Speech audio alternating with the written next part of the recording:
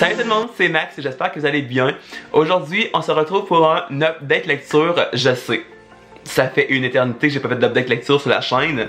Mais comme vous savez, en 2018, j'ai pris une résolution à moi-même, c'est de lire des séries parce que, sincèrement, là, êtes-vous comme pareil comme moi que genre, vous lisez toujours des tomes 1, mais que vous finissez jamais une série, puis ça me purge, je déteste ça. Alors je me suis dit, cette année, je vais lire plus de séries, je vais en finir également.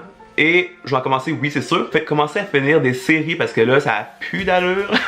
Sincèrement, ça a plus d'allure. Alors, aujourd'hui je vais vous parler d'une série qui a été vraiment une superbe découverte sérieusement et que j'ai vraiment envie que vous la lisez, ça vaut la peine. Et c'est la série Young Elite par Mary Lou, publiée chez Castelmore, que sincèrement j'ai dévoré mais que j'ai vraiment pris mon temps, pas parce que c'était pas bon.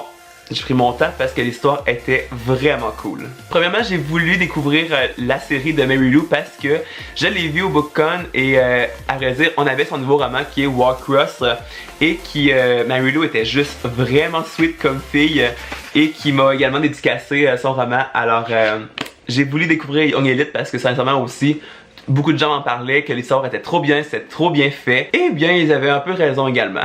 Alors, en premier, on a le tome 1 qui s'appelle seulement Young Elite. Ensuite, le tome 2 qui est une page couverture magnifique qui se nomme La confrérie de la rose. Et finalement, ma page couverture préférée parce qu'elle est vraiment dark.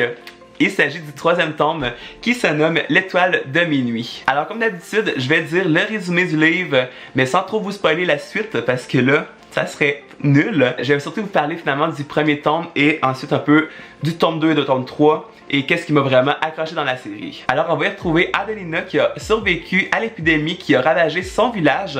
Par contre, elle en est ressortie avec des marques. Ses cheveux ont passé du noir à l'argenté et une cicatrice barre le côté gauche de son visage. À ce moment-là, son père va seulement voir de la méchanceté en elle. Dans le livre, on les appelle une malfaito qui est impossible à marier. Mais une rumeur dit que les gens comme Adelina qui ont survécu à l'attaque, eh bien, ils n'auraient pas seulement eu des cicatrices, ils auraient également des super pouvoirs et finalement, ils se seraient regroupés pour menacer l'autorité en place. Pourtant, leur véritable identité reste toujours secrète, mais tout le monde les connaît sous leur nom de groupe, les Young Elite. Pendant toute la série, Adelina va essayer de regrouper le plus de gens pour détruire l'inquisition qui règne dans son village, sauf que plusieurs pépins vont lui arriver durant toute la série des romans. Pour vous dire, comme je vous ai dit au début, je l'ai lu très lentement.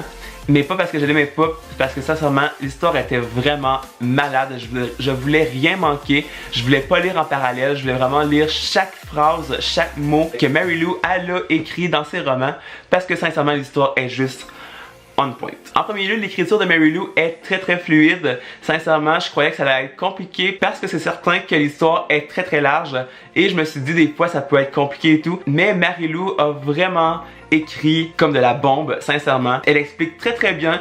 Elle va pas trop en dire également. Je crois qu'elle veut vraiment nous laisser imaginer des trucs et tout. Mais elle a vraiment bien expliqué. C'était pas long, c'était juste assez. Et c'est quelque chose qui m'a vraiment plu dès le départ. Parce que justement, des fois, on en a tellement des livres que genre, ça devient tellement long. Ils l'arrêtent pas d'expliquer. Par exemple, ils vont expliquer pendant 10 pages la roche, comment elle s'est placée là. Puis, tu sais, à un moment donné, ça est ridicule, mais pas dans Young Elite. Ça se passe trop bien, ça coule douce. L'écriture était juste parfaite et justement, chaque phrase était ouf. Il se passait toujours quelque chose et on s'imaginait très bien les scènes et les paysages et les personnages, comment qu'ils étaient.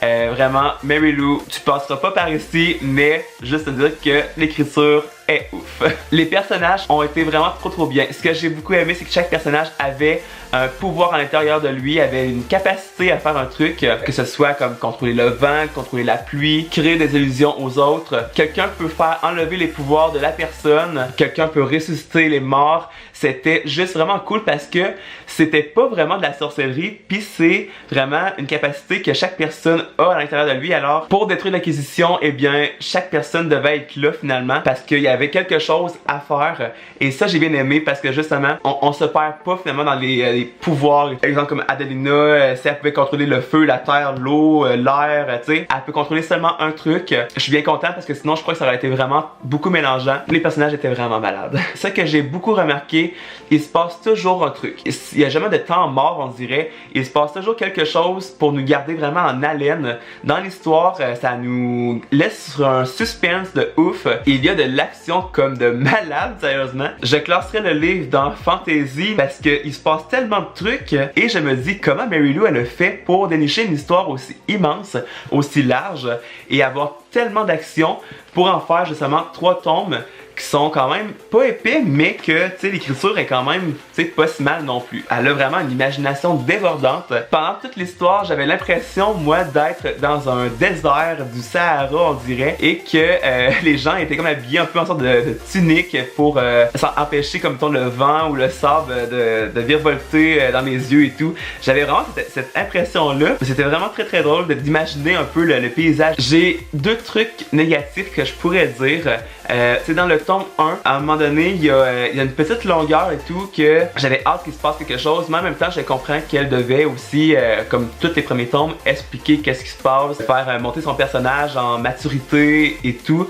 Je le comprends, alors c'est bien normal. Mais il y avait une petite longueur dans le tome 1 et également, j'aurais beaucoup aimé avoir une carte du monde de Young Elite finalement parce que il y a beaucoup de pays, il y a beaucoup de places où est-ce que les gens vont. Les chapitres sont comme séparés avec des fois Adelina, des fois c'est Raphaël, des fois c'est Teren, des fois c'est une autre personne. Alors j'aurais bien aimé avoir un peu une carte comme au début finalement du livre pour vraiment me dire ok, Adelina est là, lui est là, elle est là, tu sais, fait j'aurais beaucoup aimé avoir ça. Dans les livres en anglais, je sais pas s'ils les ont, voilà, je sais pas, mais j'ai pas regardé non plus sur internet s'il y en avait une, mais j'aurais bien aimé d'en avoir une dans le roman. Ça aurait peut-être moins mélangé dans les places et tout. Un autre truc, les noms des villes sont un peu spéciaux. J'avais un peu de la misère à me rappeler les noms des villes où est-ce que Adelina va, parce que c'est des noms particuliers, je pourrais dire, et même encore là, je m'en souviens pas. Alors, ne me demandez pas dans quelle ville Adelina vit, je ne le sais pas. Je m'en souviens plus. Alors, une carte aurait été vraiment cool dans le roman, mais c'est pas grave. Il y en a pas, là, mais c'est pas grave. Mais voilà, pour résumer tout ça, l'histoire était ouf. C'était vraiment très bien écrit, c'était super bon. C'était addictif, on rentre dans l'histoire très vite. Dès les premières pages, tu rentres dans l'histoire, tu veux en savoir le plus possible, au plus vite. Je les ai lus vraiment ensuite et j'ai vraiment pris mon temps. Je suis vraiment content de moi, sincèrement.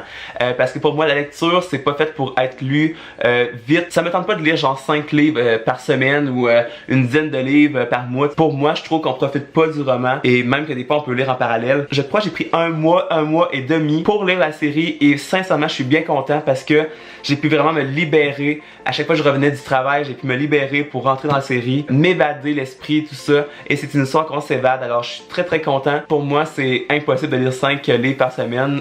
J'aurais l'esprit qui... je deviendrais mélangé. Je sais pas comment que les gens y font, mais pas pour moi, ça fonctionne pas comme ça. Je voulais vraiment remercier Aline et la boîte de diffusion de m'avoir envoyé la suite. J'ai tellement aimé la découvrir, sincèrement. J'espère que vous l'avez lu ou bien j'espère que vous allez le lire parce que ça vaut la peine. Et juste les pages couverture là... magnifique. Magnifique. C'est la première série de Mary Lou que je lis et oui, je vais lire les autres. J'aimerais tellement avoir la série Legend, genre vraiment intense, en grand format. Je trouve ça beaucoup plus beau dans une bibliothèque, mais je vais essayer de m'y trouver, c'est certain, mais c'est certain que je vais relire du Mary Lou. Ça, c'est garanti. Alors voilà tout le monde, la vidéo est terminée. J'espère qu'elle vous aura plu. N'hésitez pas à me dire dans les commentaires si vous avez lu les Young Elite et que vous avez aimé, ou bien que c'est sur votre liste à lire finalement, parce qu'on a toute une palle gigantesque, hein, on s'entend. N'hésitez pas à laisser un pouce en l'air et de vous abonner à la chaîne, ça serait vraiment gentil et ça m'encourage toujours à apporter beaucoup plus de contenu sur la chaîne, des contenus diversifiés comme d'habitude, vous me connaissez. J'aime pas juste faire un truc, alors n'hésitez pas à vous abonner et nous, eh bien, on va se retrouver un peu plus tard pour une prochaine vidéo et pendant ce temps, je vous souhaite à tous de très belles lectures. Bye tout le monde!